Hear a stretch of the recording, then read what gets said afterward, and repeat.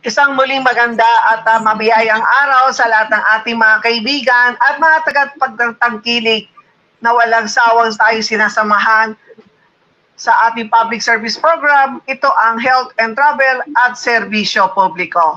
Pagbati ng Chow Sanghaw at Hon Saki sa mga kapwa kong Filipino at Chinese sa buong bansa. Ako pa rin ang iyong Agaran Serbisyo Lady, Dr. Hilda Ong, na nag-atik ng tamang impormasyon at tamang serbisyo. Tayo ay napapakinggan sa DWBL 1242 AM band at maging sa online viewing, sa Facebook at sa YouTube channel. Hanapin lamang ang DWBL live streaming at sa Hilda Ong Agaran Serbisyo Lady. Maaari din yung balikan na ating mga past episodes sa TV, Radio, Hilda Ong FB account. Ngayon ay November 14, 2023, araw ng Martes. 41 days na lamang at Pasko na naman. Para mailayo ang nasa 3.36 million retiree pensioner mula sa pagkabaon sa utang dulot ng malaking interest o yung mga loan shards ay sinimula ng SSS o ng Social Security System ang programang PLP o ang Pensioners Loan Program.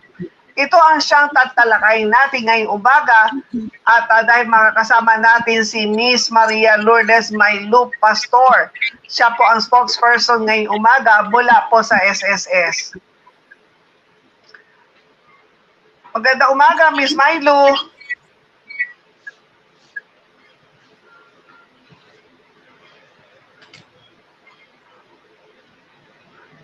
Habang hinintay po natin si Miss Maylu, wala pang tawag. Wala pa.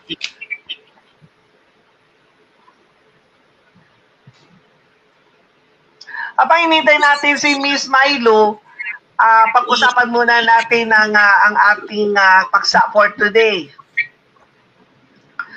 Today mismo, ang World Diabetes Day. Ang iyong Agaran Serbisyo Lady at ang ating programa ay nagkikiisa sa paggunita eksakto ngayong araw na ito, November 14, bilang World Diabetes Day sa pangunguna ng United Nations na nagsimula pa noong taong 2006. Ang tema ngayong taon ay Access to Diabetes Care, if not now, when? Ayon sa IDF Diabetes Atlas sa buong mundo, ay may 537 million na diabetic at inaasahan tataas ito sa 578 million sa taon 2030.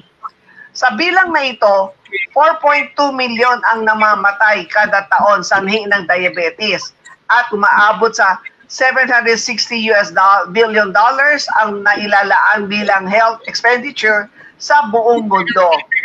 Dito sa Pilipinas, ito ang 6th leading cause of death sa mga Pilipino. Ayon sa Philippine Center for Diabetes Education Foundation, ay may tinatayang 6 million ang may diabetes na ating mga kababayan. Kaya lubhang mahalaga talaga ang balanseng pagkain at mga gawain. Samantala, ang oras sa buong kabuluhan ng Pilipinas ay ganap ng 8:38 ng umaga, pwedem sa Puehon Saki. Pasadaan muna natin ang headline ng mga mahalagang balita. Dapat ninyo malamang ang araw na ito, araw ng Martes.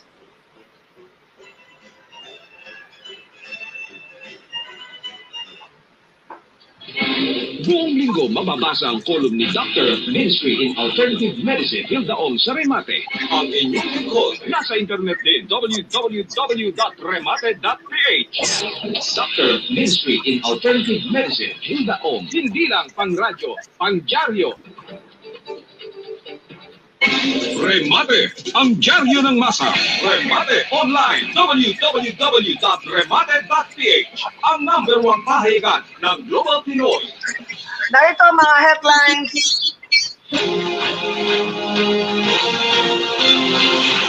Mga bansang dinarayo ng mga Pilipino, saan-saan nga ba?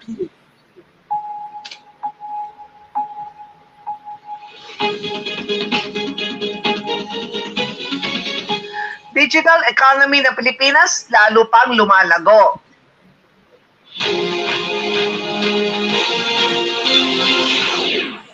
Pag-inom ng kape nakakabawas sa pagkakaroon ng gallstones.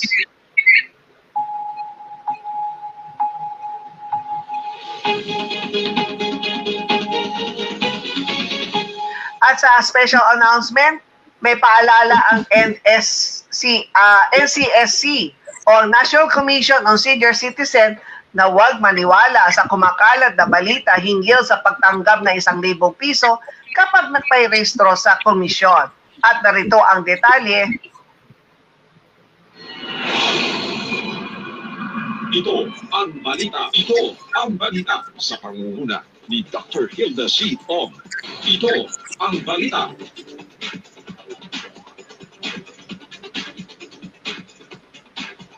Mga bansang binarayon ng mga Pilipino, saan nga ba? Batay sa datos ng DOT o Department of Tourism, na sa mahigit 4 na milyong dayuhan na ang bumisita sa bansa mula January 2023 hanggang September 2023 para mag-abakasyon at magpamasyal sa magagandang tanawin. Hindi maikakaila na bukod sa pamamasyal sa mga lugar sa Pilipinas, dumarami na rin ang mga Pilipino na bumabiyahe sa ibang bansa. Ano-ano kaya ang mga bansang nangunguna sa bucket list ng ating mga kababayan? Ayon sa travel platform ng Klook, pangunahing destination ng Pilipino ang mga bansang Singapore, South Korea, Thailand at Japan. Nangunguna umano ang Singapore sa kasalukuyan dahil sa kaunting travel restriction na ipinatutupad at dahil na rin sa malaking maaaring pasyalan, maraming tour packages at hotels na pagpipilian. Habang sa Thailand naman ay bentahe nila ang kanilang street food na dinarayo ng mga Pilipino. Pero muling humahabol ang Japan dahil sa pagpapatupad nito ng visa-free requirement para sa mga Pilipino. Dumarami ang nagtutungo sa Tokyo, Osaka, Kyoto at Hokkaido Prefecture. Ito ang dating nangungunang destination ng mga Pilipino bago tumama ang pandemya. Doon din po tayo pumunta rin nung nakaraan sa Osaka, sa Fukuoka, Kyoto, Nara, yan ang masarap puntahan. Bagamat nananatiling mahigpit pa rin ang COVID-19 protocol sa South Korea, maraming Pilipino pa rin ang pumupunta dito dahil na rin sa K-fever at katanyagan ng mga K-drama sa bansa. Nais ng maraming Pilipino na marating ang Tokyo Disneyland. Gayon din ang Nami Island sa South Korea kung saan ginawa ang lokasyon ng mga kilalang K-drama na Winter Sonata, Highway, Mama, When My Love Blooms at iba pa. Kabilang pa sa ang binibisita ng mga Pilipino ang Bali, Indonesia, Kuala Lumpur, Malaysia at Ho Chi Minh, Vietnam. At ipapatuloy natin na ating mga headline balita dahil dadako muna tayo dito po sa SSS dahil today is Tuesday, SSS Day.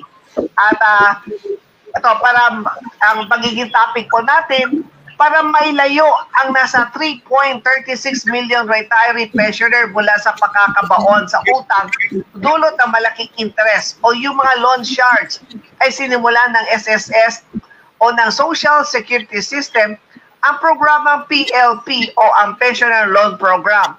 Ito ang siyang tatalakayin natin ngayong umaga at kasama natin si Miss Maria Lourdes Mailu Pastor. Siya po ating spokesperson mula po sa SSS. Magandang umaga, Ma'am Mailu. Hello. Good morning po. Yes po, at Ma'am Mailu, sa ngayon tayo po ay nagbibigay po ng pension loan program. Sino-sino po ang maaari mag-apply ng PLP? Okay. So, sa kaalaman ng mga ating mag-avail ng PLP ay ang mga retirement pensioner. So, ang kailangan po dyan, ang qualification is hindi dapat sila lalagpas sa edad na 85 years old sa katapusan ng huling buwan ng termino ng pautang. So, para mas mabilis nila maintindihan, so yung yung edad nila, idagdag nila yung termino, yung loan term. Pag pinagsasama yung dalawang pag i-add sila, dapat hindi lalagpas sa 5 years old. Tapos, dapat din po, yung retiree pensioner, walang binabawas na buwanang pensyon. Tulad ng natitirang balanse sa ibang utang sa SSS or yung overpayment ng benefits sa SSS. Dapat rin po, walang paunang pensyon na natanggap sa ilalim ng SSS Calamity Assistance Package. Tapos, dapat rin ay kahit pa paano meron silang natanggap ng isang regular monthly pension. At ang status ng pension ay kinakailangan active.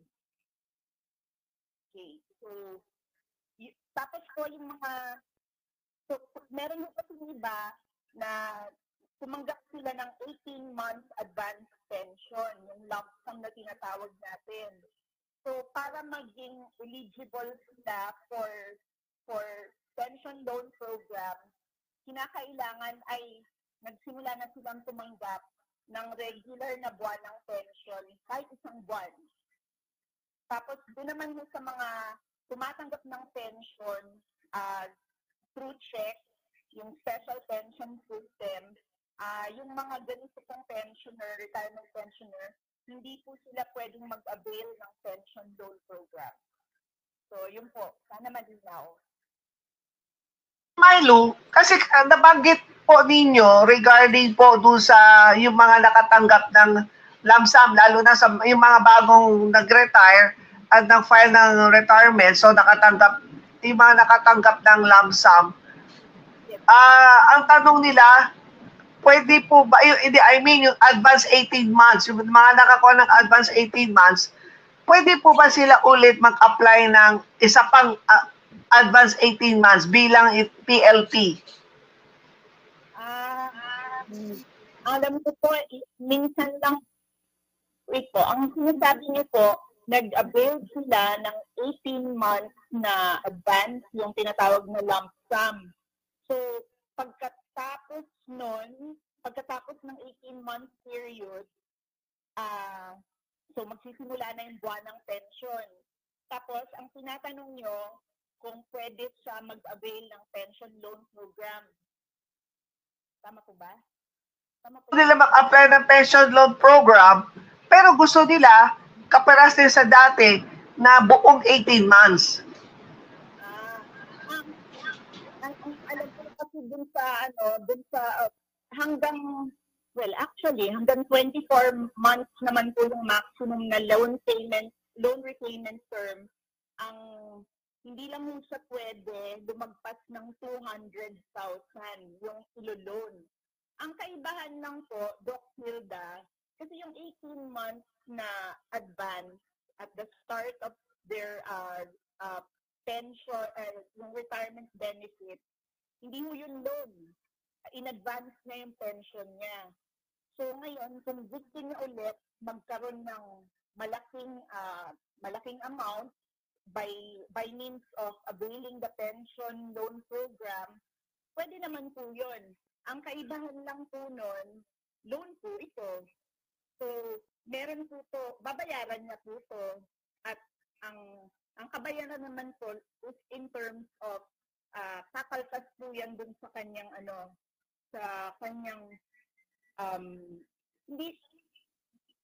kakaltas po yan dun sa kanyang matatanggap na monthly pension. Sana po malinaw, no? Kasi iba ang loan, iba yung ina-advance na na retirement benefit. Parang ang pakakaalam nila, so parang hindi na rin kaltas. Parang kumbaga alam na nila na wala sila matatanggap kada buwan dahil nga umutang sila sa SSS.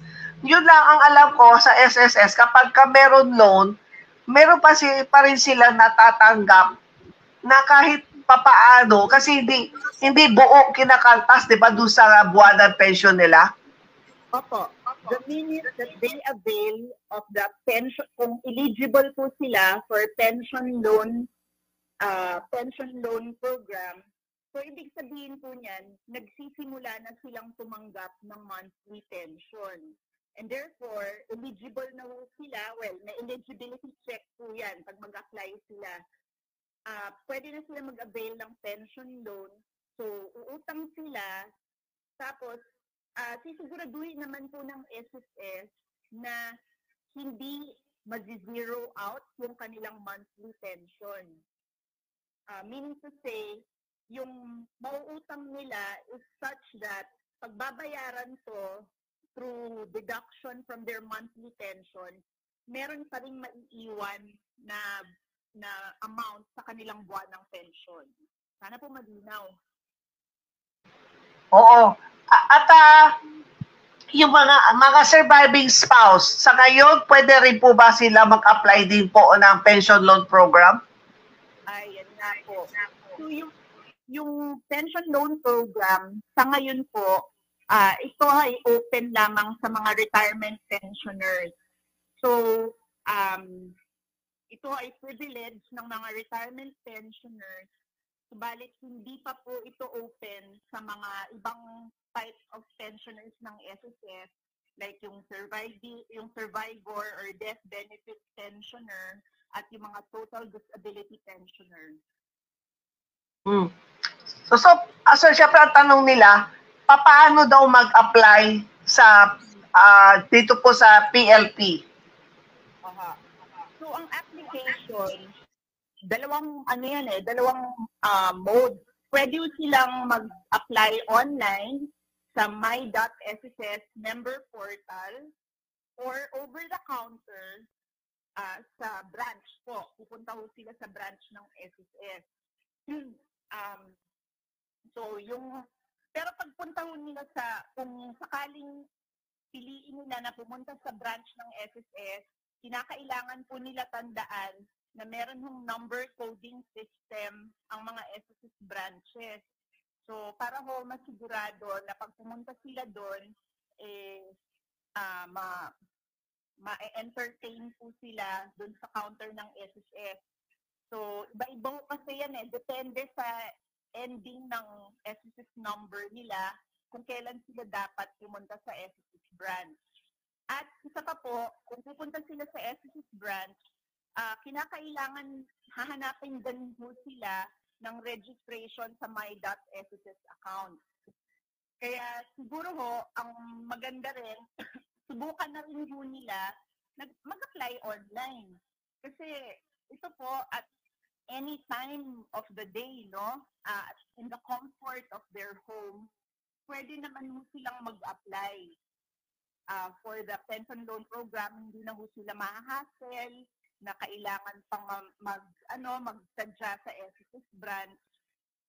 Pupunta lang mo sila dun sa my.sss account, tapos dun yung under e-services, may drop-down menu ho yun. Nandun po yung online loan facility. So, fill out lang ho nila lahat ng mga hinihingi na information, pati na rin yung ilalagay nila yung halaga at saka yung loan term na gusto nila i-apply. So, tapos, kailangan din po mag-agree sila doon sa terms and conditions ng pension loan program bago nila i-submit yung kanilang application. So, yun po. At yung po so ibig sabihin, pwede sila online, pwede din sila pumunta sa pinakamalapit na SSS branches kung saan sila mas ginhawa. Kasi iba, gusto pumunta sa branches dahil di sila marunong mag-online o wala silang my.sss account pa. So, kailangan nila pumunta sa SSS. Opo. Tama po yun. Anyway po, sa mga SSS branches, meron naman pong special lane para sa mga senior citizens at saka po, meron tayong mga e-center sa mga SSS branches kung saan yung mga empleyado po ng SSS matutulungan din naman po yung mga pensioner kung kailangan nila mag-register sa my.sss. Politiko, magkano po ang halaga na pwedeng hiramin at ang term ng pagbabayad? Okay. So, ang halaga ho na pwedeng hiramin ng isang qualified na retirement pensioner, iba-iba po yan. Pwedeng 3 times the basic monthly pension, 6 times the basic monthly pension, pwede ring 9 times the basic monthly pension, or 12 times the basic monthly pension. Kasama na po dito yung 1,000 na additional benefit. So, yun po yung mga loanable amount. So, alam naman nila kung magkano yung kanilang pension na natatanggap. Pwede po yan 3 times that amount. Tapos, ang magiging loan repayment term for that is 6 months. Pag po 6 times their basic monthly pension plus the additional benefit, nasa 12 months po ang loan repayment term yan. Tapos po, yung 9 times or 12 times their basic monthly pension plus the additional benefit, nasa 24 months po ang loan repayment term yan. Tandaan lang po natin na hindi maaaring lumagpas ang maximum loanable amount ng 200,000 pesos. Tapos how much naman po ang interest? Okay. So, ang pension loan po, excuse me, ito po ay may interest rate na 10% per annum hanggang sa mabayaran na ng buo yung loan, no? Katumbas po niyan is 0.83% per month. So, less than 1% in a month. So, ito pong percentage na to, ina-apply po to dun sa diminishing loan balance. So, habang po tumatagal na nababayaran, paliit din po ng paliit yung interest. Hindi po ba, kung let's say, kung umutang sila, at ito po ba pwede 24 months o 12 months lang? Ano po yung tanong nga, Doc? Let's say, kung nag-apply po sila na pension loan program, how long o pinakamatagal pwede lang piliin yung para sa monthly deduction? 24 months po, Doc. Yan po yung pinakamahaba na loan repayment term. 24 months, hindi po ba, kunwari, sabihin natin, yung ikakaltas ng SSS sa kanya monthly pension, sabihin natin kunwari is 5,000.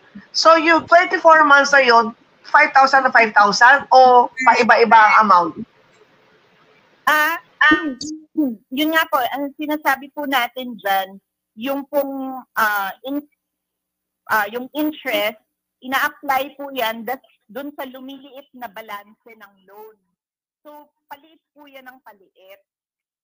Usually, ang ano niyan, since diminishing loan balance yan, as you go through your loan term, pababa po ng pababa yung amount na, yung interest dun sa loan. Kasi nababayaran nyo na unti-unti yung yung loan. So, gaano katagal ang pagproseso mula sa SSS at paano matatanggap ang pensyon? Kung sila naka-online, mas mabilis? O let's say, kung pupunta sila sa SSS branch? Oo. Actually, ayan, buti po tinanong niya yan. Kasi para mahikayat rin po yung mga pensioners po natin, pagka-online po, yung pag-file ng pension loan, electronic po kasi ito eh.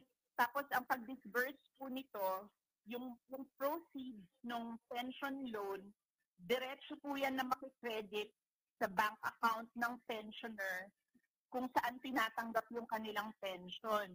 So usually po, pagkatapos ng online pension loan application at saka real-time approval, maaari na nilang makuha ang loan proceeds ng kanilang pension loan sa susunod na banking day. Mas mabilis po ang online. Ikumpara natin sa over-the-counter filing ng pension loan application, ipoproseso to sa araw ng pag-submit ng application ng pensioner borrower. Usually, binibigyan natin karaniwan umaabot ko ng 5 working days. So, 5 working days. Opo. Sa over-the-counter po yan, Doc Hilda. Pag over-the-counter, 5 working days. Kapag sa online, Sa susunod na banking day, so mabilis na online sila. Oho. Mas mabilis. Pero ang requirement sa online at sa papunta sa SSS branch, the same lang po ba ang mga requirements? Same lang naman po yan. Kasi pag pumunta sila sa branch, yung branch personnel na magha-handle sa kanilang transaction, hahanapan pa rin si pensioner ng online registration sa my.sss account niya. So, ano ho yun requirement siya, whether online or over the counter, ang pag-file ng kanyang pension loan. At ano naman ang sinasabing quick card? So, nung nagsimula po kasi itong programa na to, no, yung over-the-counter application, ang loan proceeds, tinatanggap to sa pamamagitan ng pag-credit nito sa Union Bank Quick Card. Pero para sa mga online application ngayon, tulad nga po ng sinabi ko kanina, yung loan proceeds po, i-credit na po to dun sa nominated bank account ng pensioner or yung pong pension account niya na tumatanggap ng kanyang monthly pension at naka-enroll sa disbursement account enrollment module or yung tinatawag natin na DAEM. Paano, Ma'am Mylo, paano naman babayaran ang buwanan amortization sa kanilang pension loan? So, very convenient po to. Kasi ang bayad para sa loan ay automatic na ibinabawas sa buwan ng pensyon ng borrower. So, ang unang bayad ay magiging due sa ikalawang buwan matapos ibigay ang loan. So, for example, yung loan, nag-grant ito sa buwan ng May. So, ang unang bayad para sa loan, ibabawas sa pension sa buwan ng July. So, ikalawang buwan from the time na nabigay yung loan. So, tapos ang isa pang magandang feature dito sa pension loan program, hindi buong pension ng miyembro ang kukunin bilang kabayaran. So, ang SSS po, i-ensure po niya, titiyakin niya ng SSS na kailangan may matira na 47.25% sa kanilang basic monthly pension. Kung sakaling i-approve nga yung kanilang application sa pension loan. Para lang po masigurado na meron pa ding matatanggap ang pensioner every month na pension. Pwede po bang sabihin, Ma'am Mylo, na the best, either pupunta sila sa SSS branches o mag-email sila sa SSS. Sabi ng SSS, pwede ba sa susunod na 2 buwan, wag mo muna ikaltas ang aking pensyon dahil kailangan ko ang pera? O talaga to ay talagang otomatiko na talagang kinakaltas na yan ng SSS? Ganun pa kasi yung pagka-design nun So, hindi siya pwedeng mapapakiusapan. Kasi parang nasa program na po yun, Doc Hilda, na pag nag-grant yung loan, yung simula ng payment will be, yun na nga, yung ikalawang buwan po from that time. So, kung meron silang pangangailangan, I don't know, kung ayaw nilang makaltasan, siguro i-adjust na lang po nila yung pag-apply ng kanilang pension loan. Yun po. What if kung yung pensioner na nag-apply ng pension loan program, tapos biglang pumanaw, ito po ba ay ikakaltas sa kanyang funeral benefits at sa kanyang death benefits ang balanse sa kanyang pension loan? So, bale, in this case po, kung namatay ang pensioner bago mabayaran yung lahat-lahat ng kanyang pension loan, yung pension loan borrower, i-consider yung pension loan niya na fully paid na at hindi na ibabawas sa iba pang matatanggap na death benefit ng kanyang legal beneficiary. So ibabawas muna lahat. Hindi po. Hindi na po yan. So consider na po siya na fully paid. Consider as fully paid na? Yes po. Fully paid na yung balance ng pension loan kung meron pang natitira. So kapag meron pa siyang pero kung meron siyang surviving spouse. Yes po. In the case po of pension loan, pag kunyari, namatay siya, hindi pa fully paid, ano po siya, i-consider po siya na fully paid. Ang magbabayad po sa SSS nung original na principal amount ng pension loan ay yung insurer. Meron po kasi tayong tinatawag na credit life insurance. Ano po yan at the start, isang beses po yan na parang binabayaran. Excuse me. So, ibig sabihin, kapag namatay yung pensioner, magiging fully paid na siya dahil ito ay meron palang insurance na sasagot doon sa kanyang remaining balance. Yes po. So, just to ensure na mabayaran yung principal pension loan amount nung pension. So yung surviving spouse, makakapag-apply pa rin ng funeral benefits at death claims niya at yung pension ng kanyang asawa na siya magpapatuloy. Opo, pwede yan. Parang hindi siya ibabawas sa matanggap ng benefits ng beneficiaries nitong retiree pensioner na to. Pagka namatay pala na may utang, mako-consider fully paid pala. Kaso namatay naman. Ay. Huwag na. Mas gustuin niyo pa rin mabuhay.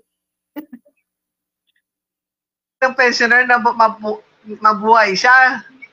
Oo. Pero siyempre sa side ng surviving spouse, baka akala siguro inisip nila pag may utang ang kanyang asawa, at siyempre wala mapupunta sa kanya dahil malaking utang. Yung pala, hindi pala apektado. Pero siyempre huwag naman nating gustong mamatay yung asawa. Tama po. Maaari po ba ang mga kamag-anak o ibang tao ang mag-apply ng pension loan para sa pensioner kung hindi niya kaya mag-proseso nito? Ito nga, I think kasi meron na tayong online option. Siguro ipapayo ko sa mga nakikinig sa atin ngayon, kung hindi na nila kayang lumabas at pumunta sa SS branch, siguro mag-file na lang sila online para hindi na sila ma-inconveniente. Yun po. Parehas lang naman kasi talaga whether they go to the branch or online, hindi na kailangan registered sila online. So, encourage ko na lang po na mag-file sila online. Ma'am Milo, ano ang mahalagang kondisyon ng dito sa PLP na dapat malaman ng publiko? Okay. So, una po, wala pong service fee na sinisingil ang SSS para sa pension loan, no? Yun nga po, yung sinabi ko kanina, meron lang pong credit life insurance na one-time deduction sa proceeds ng loan ng borrower. Isa pa, kunyari, kinancel yung pension loan ng borrower na may edad na hindi pa aabot ng 65 dahil muli siyang nakahanap ng trabaho or nagbalik siya sa pagiging self-employed, yung outstanding balance ng kanyang pension loan ay magiging due and demandable. Tapos, isa pa po, kung ang pension naman ng borrower ay sinuspend dahil hindi siya nakapag-comply sa ACOP, yung tinatawag natin na Annual Confirmation of Pensioners, ang outstanding balance ng pension loan ay ibabawas kapag nag-resume na ang buwan ng pensyon, pero walang penalty na idadagdag dito. At kung sakaling may mga katanungan pa sila o paglilinaw, saan ko sila maaaring tumawag? O saan ano plataforma ng SSS pwede sila lumapit? Okay. So, maaari naman po silang tumawag sa hotline ng SSS, yung pong 81455, kung landline po yung gamit nila, or kung mobile phone naman, maaari po silang tumawag sa 1455. Para naman yung sa email, maaari po silang sumulat sa usap tayo, pero yung pag-spell po ng usap is USSS AC tayo. Tuloy-tuloy po yun.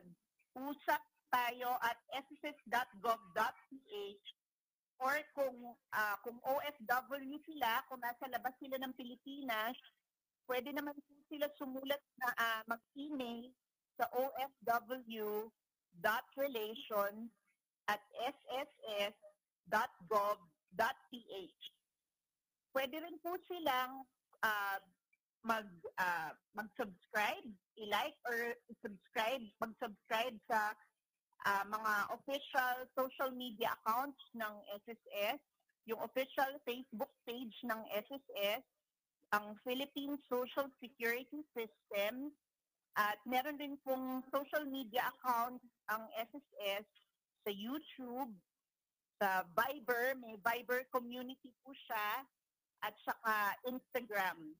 Para lang po ma-update, nandun po yung mga latest updates. At meron po ba kayong special announcement para sa ating mga member? Siguro po, may kinalaman po dito sa pension loan. Parang sa kalaman, kaya naman po ito isinulong ng SSS, ay para rin ma-encourage yung mga pensioners po natin na wag po silang, pag meron silang pangangailangan, wag po silang magpunta dun sa mga tinatawag nating mga loan shark. Kasi ito po, parang nako-compromise yung kanilang, ibibigay kasi nila yung ATM nila dun parang yun yung collateral. So, kaya po namin ito sinulong ng SSS para sa kung magkaroon ng pangangailangan ng mga pensioner, mag-avail na lang sila dito sa pension loan, no? Imbis na pumunta sila sa mga yung mga loan sharks or gusto rin mo namin ipaalam sa kanila na mag-ingat po sa mga fixers, mga scammers. Kung meron po silang mga gustong i-transact, siguraduhin lang po na sa SSS sila makipag-ugnayan para sa mga karagdagan nilang tanong. Yun po. Maraming salamat po, Miss Milo, dito sa magandang topic natin tungkol sa PLP. At syempre para lalo na malapit na ang Kapaskuhan, maraming gastusan, yun, pwede po kayo mag-apply po dito pa sa pension loan program. Kaya muli po, maraming salamat po, Miss Maria Lourdes Milo Pastor. Siya ang spokesperson po natin today mula po sa SSS. Kung meron po kayong mga katanungan o gustong linawin ng mga bagay-bagay, huwag kayong makatubiling magpadala ng mensahe sa ating mga social media account at asahan po ninyo, ipaparating namin ito sa SSS. Ito'y bahagi ng ating pagbibigay ng serbisyo publiko at sa hangarin ng SSS na kayo ay mapaglingkuran dahil nais ng SSS na bawat Pilipino ay protektado. Samantala, ang oras sa buong kapuluan ng Pilipinas ay ganap ng 9:15 ng umaga, Kautiam sa Gohon Saki. Sa pagbabalik ng health and travel at serbisyo publiko, pasadaan natin muli ang mga headlines para sa araw nito, araw ng Martes. Kaya tutug lamang sa DWBL 1242, back to studio. Health and Travel at Serbisyo Publiko. Serbisyo Publiko with Dr. Hilda C. Ong.